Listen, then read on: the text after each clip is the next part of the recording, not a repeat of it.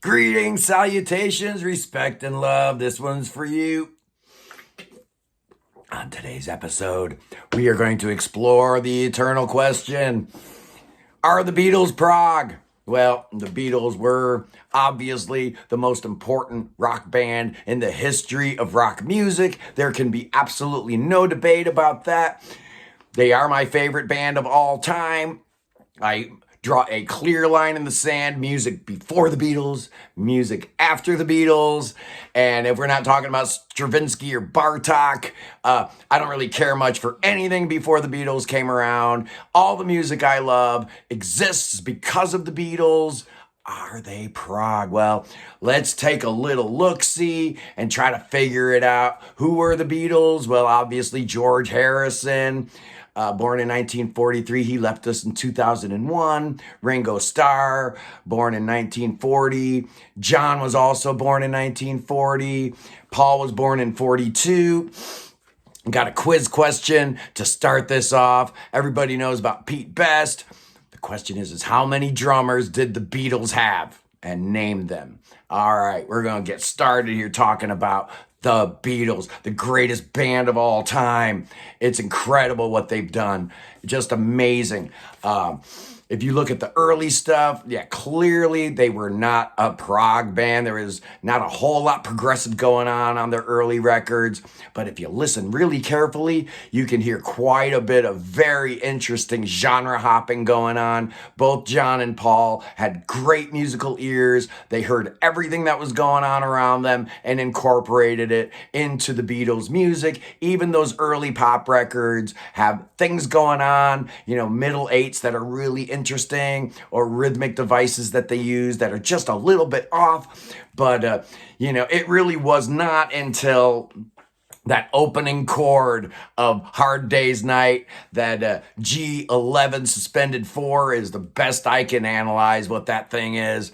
You knew that they had a progressive mind. Things were happening in the world, and 1964 might be that starting point. But then you get in 1965, the Beatles did Help, and there were a couple things on there that kind of made me think of Baroque pop. So then we get into, is Baroque pop prog? Well, there are certainly elements of prog in anything that you're looking at calling Baroque pop, because you're bringing back classical music. And the Beatles brought a lot of different influences, not just classical, but you had that music hall, that vaudevillian stuff. Later on, they got into the psychedelic and the Eastern Hindu inflected stuff.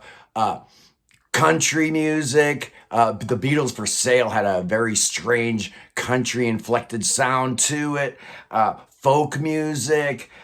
Rubber Soul is kind of a folk album, right? And then, of course, pop was their main thing. But what the Beatles did more than anybody else was this ideal that music was more than just a pop song on the radio, that music was art. And then you take it to the logical conclusion, 1967, Sgt. Pepper's Lonely Hearts Club Band, the idea of the album as a piece of art, whereas before the 45 was the dominant format of the industry. The Beatles changed all that. And, I think back to some of these people that were... getting into some problems, getting into some discussions. I'm really big on Twitter, and there was this guy named Murrow that had a Twitter account. He also had a YouTube channel called British Prog Rock, and he's no longer around. He had to dissolve his account, delete him, because he got in so much hot water by not acknowledging that Sgt. Pepper was critical in the development of prog rock. It absolutely is. Let's just dive in a little bit to their discography and see if we can figure out, where they were prog, where they were not prog, and what to make of this band. It's just crazy. Yeah, we talked about Hard Day's Night. We talked about Yesterday a little bit. But the reason Help that song Yesterday, we were talking about Baroque pop and the influence of classical music. Yesterday absolutely had that. But then you get to 1965 and they drop Rubber Soul, and there are definitely some progressive elements there that had not been really apparent in their music. Prior to that, you had songs like Norwegian Wood, Michelle, In My Life. Those to me are very Baroque in their construction, and certainly Brian Wilson was paying attention because he dropped Pet Sounds shortly after Rubber Soul hit, and then the race was kind of on. The Beatles countered with Revolver in '66, and then Brian Wilson came back with Good Vibrations, putting the bar even higher. So the Beatles had to respond with Sgt. Pepper's. But, it's a Rubber Soul where you've got the genesis of the progressive nature of the band, and then the challenge being laid down by the Beach Boys. And then you get to 1966's Revolver, and this is where the band decided they were not going to tour anymore. John had gotten into some hot water talking about how they were bigger than Jesus, and right about this same time they started experimenting with LSD, and the music definitely took a hard left with songs like Tomorrow Never Knows. I mean, no one had ever heard a pop song like that before, but especially Eleanor Rigby. That beautiful constructed piece wasn't like anything else we'd ever heard on the radio before. I'm Only Sleeping is another example. 1967 though. The challenge had been laid down. The Beatles were gonna release their masterpiece. The label got really anxious, and they demanded a single, so they dropped the two-sided Penny Lane, Strawberry Fields Forever. Imagine if that would have been on Sgt. Pepper. But as it stands, Sgt. Pepper's got some great progressive moments.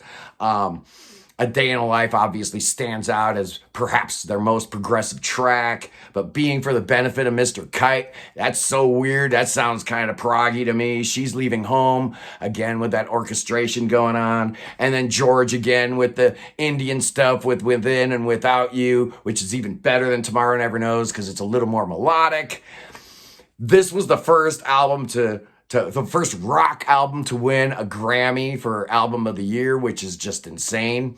I did not know that. And then you get into the White Album and Magical Mystery Tour. Yeah, Magical Mystery Tour had that Penny Lane and Strawberry Fields Forever, but it had plenty more really, really cool stuff on there. Fool on the Hill, Flying, Blue Jay Way. Those are really psychedelic, trippy kind of tracks. They're definitely proto-prog. You add to that I Am the Walrus. Paul definitely had that progressive gene to him, more so than John, who seemed to be rooted in American R&B. He would follow that up with stuff like Uncle Albert in his solo career. But yeah, Magical Mystery Tour might be their most progressive record, actually. The American version. I guess in the UK it was released as 2 10-inch EPs or something. 1968, though, the White Album, change of pace. This was everything in the kitchen sink. Is there anything progressive in the White Album? Yeah, there are a couple tracks. Dear Prudence, for sure.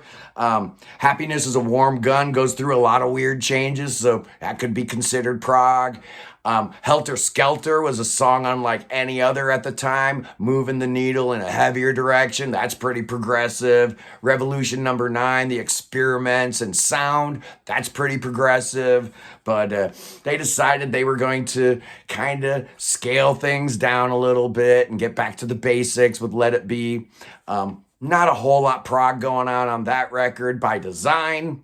Maybe The Long and Winding Road, maybe Across the Universe, but it was on their final album, Abbey Road, where Paul finally was able to let all his progressive proclivities hang out. That side 2 suite is just amazing.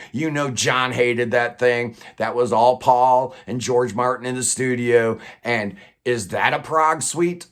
It sounds pretty prog to me. I don't know.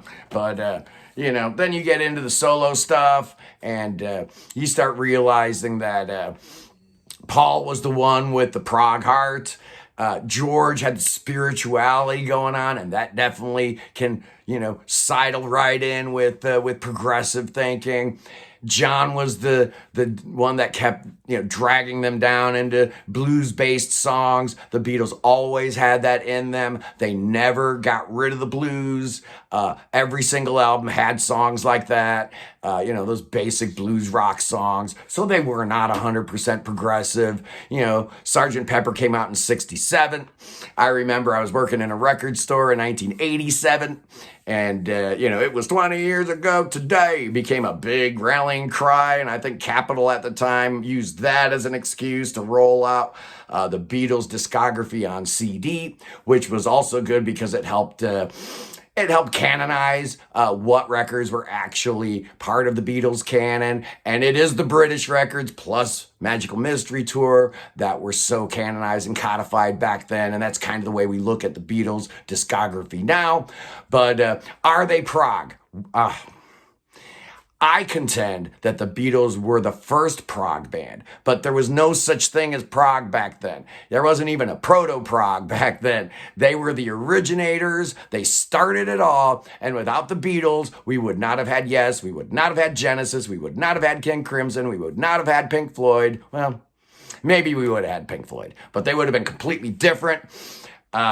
All the bands I love, all the music I love is directly traced to the Fab Four, the greatest thing that Liverpool ever produced. I love the Beatles. Yes, they are prog. I will fight on this hill for that one. And anyway, I just wanted to go through that because I've been looking at the Steve Hoffman forums. I don't get on there too often. I'm usually on Progressive Archives or Progressive Ears. Prog Archives is really good source with a good forum, and Progressive Ears is maybe a little bit more elitist, but I like those people too. Anyway, I don't know what I'm going to do here. Maybe I might do 1971 tomorrow. We shall see. Anyway, I just wanted to talk about the Beatles today. I have no idea why, but yes, the answer to that question is absolutely they are prog. And getting back to the original question, how many drummers did the Beatles have? In case you're waiting for an answer here, let me see if I can find it.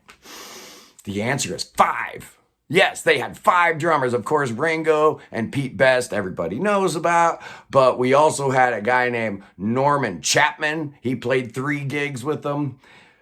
Tommy Moore was an early drummer. And once they were touring the 1964 tour, I guess Ringo got sick, so they used a guy named Jimmy Nicol for 8 gigs in Amsterdam and a couple in Australia until Ringo got better, and then he disappeared into the annals of history, never to be heard from again. So that's a great trivia question. How many drummers did the Beatles have? The answer is 5.